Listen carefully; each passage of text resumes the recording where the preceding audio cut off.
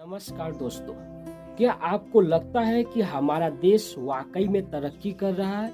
तो मैं कुछ पॉइंट्स आपके सामने रखना चाहूंगा और आप समझ कर बताइए कि क्या हमारा देश वाकई में तरक्की कर रहा है।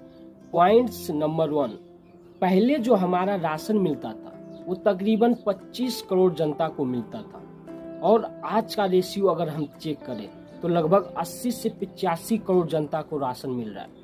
इसका मतलब ये है कि जो बेरोजगारी है और जो तरक्की है वो कहीं ना कहीं डाउन है, क्योंकि अगर 25 करोड़ जनता को राशन पहले मिलता था तो उस हिसाब से और कम मिलना चाहिए, क्योंकि हमारा देश जो है वो प्रतिदिन तरक्की के रास्ते पे है। लेकिन आज के डेट में 85 करोड़ के आसपास जनता को राशन मिल रहा है। ये कौन सी तरक्की है?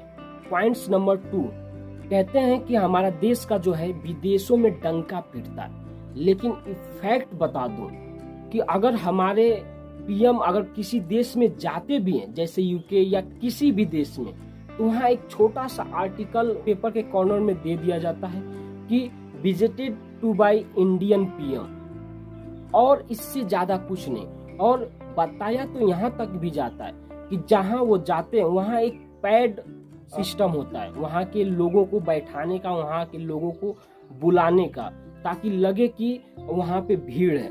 ये किस प्रकार से हमारा देश जो है वो तरक्की कर रहा है। पॉइंट्स नंबर 3, पुलवामा में जो हमारे जवान शहीद हुए हैं, तो बताया जाता है कि मोदी जी जो है सर्जिकल स्ट्राइक करके पाकिस्तान में घुस कर मारे थे, लेकिन कभी आपको ये नहीं बताया गया कि पुलवामा में जो अटैक हुए थे, जो हमारे जवान मारे गए थे जिस आरडीएक्स से, वो आरडीएक्स आखिर किस रास्ते से आया, उसकी जिम्मेदारी किसकी थी, निगरानी किसकी थी, आखिर किस तरह से वो आरडीएक्स अंदर आए जिससे हमारे जवान मारे गए। ये तो सभी जानते हैं कि मोदी जी ने सर्जिकल स्ट्राइक की और पाकिस्तानियों को मुंह तोड़ जवाब दिया। इसका भी जवाब देना चाहिए कि वो आखिर आरडीएक्स आया कहां से।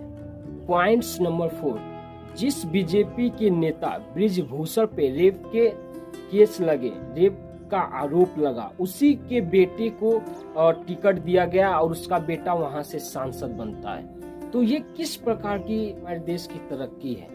उस पे कोई जांच नहीं होती, उस पे कोई किसी प्रकार का एक्शन नहीं लिया जाता। पॉइंट्स नंबर 5, बीजेपी हमेशा राम को आगे लाती है और राम के नाम पर वो चुनाव लड़ती है, लेकिन वही राम की नगरी अयोध्या से वो चुनाव हार जाती है।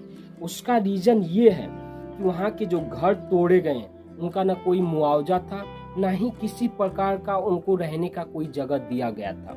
और कहीं न कहीं बीजेपी को ये समझना चाहिए कि हम जात के नाम पर कब तक वोट मांगेंगे, हम धर्म के नाम पर कब तक वोट मांगेंगे।